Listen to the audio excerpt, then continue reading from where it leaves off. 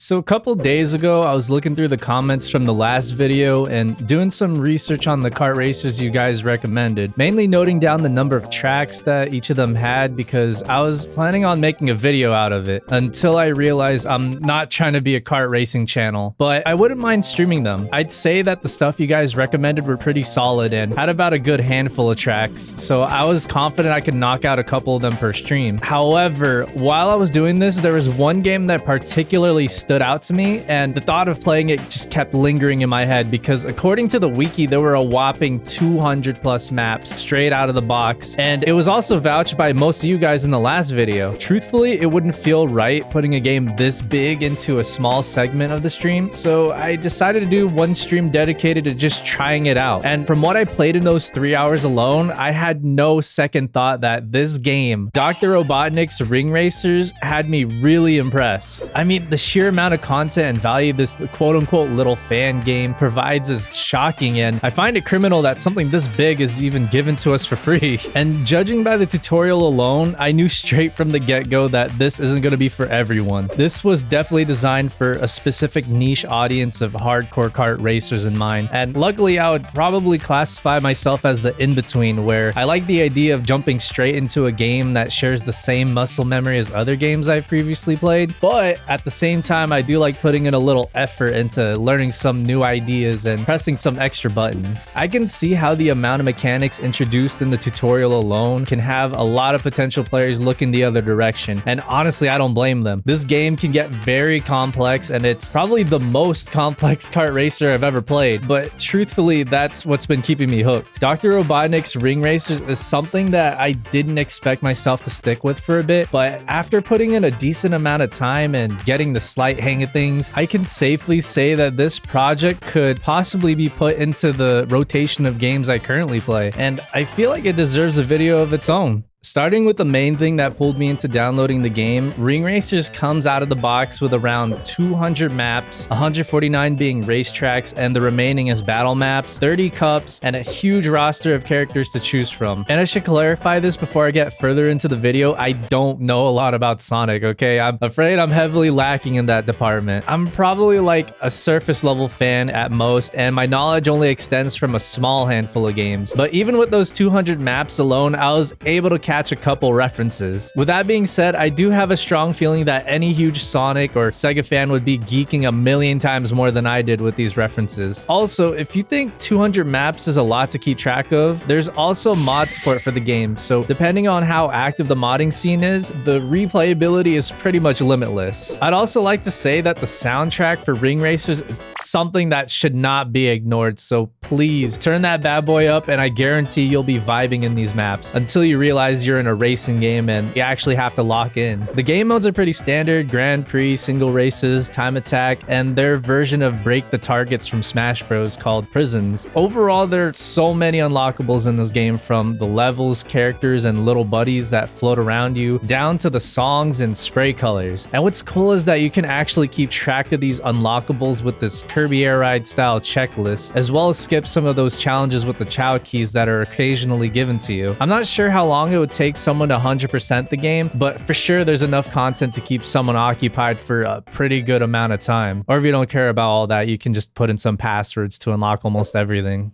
Alright, so this is where the audience becomes divided with this game. The complexity of Ring Racers is definitely on another level compared to any other car racer I've played. And yes, that includes Crash Team Racing. And I could see why a lot of people couldn't get into it. For example, where Crash Team Racing's difficulty comes from mechanics that were discovered by the players, Ring Racers' difficulty is based off of mechanics that are actually a part of the game. And there are a lot of them. Even the charming tutorial in the beginning with Tails and Dr. Robotnik, which mind you lasts about 40 minutes, tries its best to go over them, and they did a pretty decent job. But after I got into a couple Grand Prix, it's noticeable that there are a good chunk of things they left out, and for the most part is covered in their online game manual. Heck, if it weren't for the game manual, I wouldn't have known that the character select screen is actually a chart for the weight and speed of the characters. Also, upon looking through that manual, it even states that Ring Racers isn't a pick up and play experience, meaning you actually have to put in the work in order to play this game properly. And this design can actually be comparable to other genres of video games like MOBAs, MMORPGs, and fighters. Like, this game has wave dashing and DI like this is Smash Bros or something. I actually find it helpful for the devs to even include a game manual for advanced techniques, so I at least know what to further research through YouTube rather than me blindly binging a lot of YouTube tutorials. Ring Racers is without a doubt a different breed of kart racer that not only is about precise handling like your standard ones, but it really rewards players who, for the most part, know how to manage their resources, utilize their tools in tense combat situations, and knows when to take risks, especially under pressure. It's definitely a balancing act, and like I said in the beginning, this can be a huge turnoff for a lot of newcomers, but for those who are willing to stay, learn, and improve, I can guarantee the results will be very satisfying, and the game really starts to click.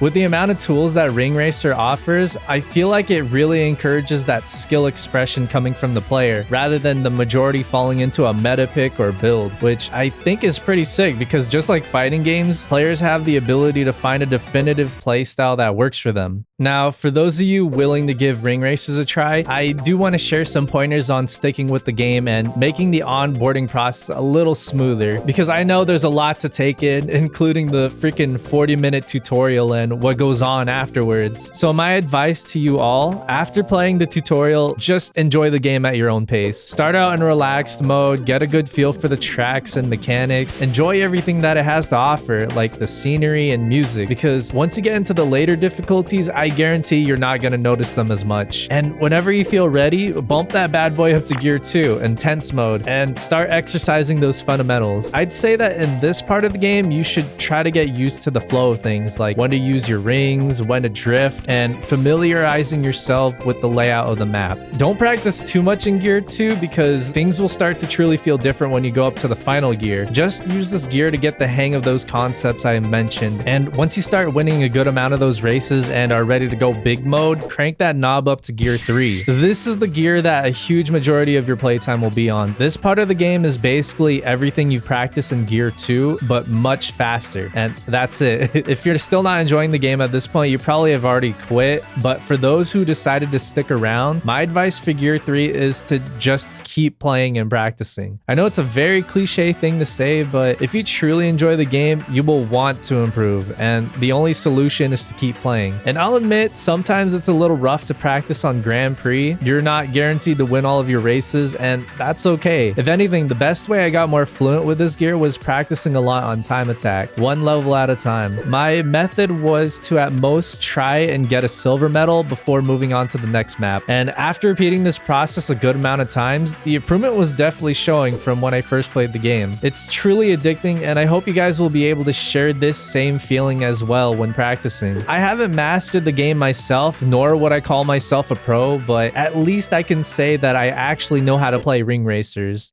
To keep this short, yes, you guys are right. This game is good and honestly underrated. I'll always respect any dev team that tries to push a genre forward with some crazy new concepts or ideas that deviates from the norm, even if it doesn't seem like it worked. But that's not the case with this project. In my opinion, Dr. Robotnik's Ring Racers is definitely something that's not for every kart racing fan, but it for sure deserves to be given a fair shot. Lots and lots of love was definitely put into this project, and there were so many concepts I'd never think a kart racer would even have, but here I am with Kart Crew proving me otherwise. And again, this is all free stuff, man. It's still being updated to this day. But yeah, that's all I gotta say about this bad boy. This will be my last kart racing video for a good bit. Huge thank you to everyone who helped me reach the big 1K subs, because that was my goal for this year, but I procrastinated a lot until this second half of the year to actually start posting videos. So from the bottom of my heart, thank you. I'll try my best to keep going at it. And again, with the Twitch plug, streams have been very chill, honestly too chill. I've been playing whatever floats my boat on there, so if you like that variety and also hate intrusive ads, because we have a lot of those, you know where to find me, baby. Twitch.tv/Nomulee. I also have a VOD channel if you can't make it. But jokes aside, thank you again for watching. Thank you for 1K, and I hope you all have a wonderful day.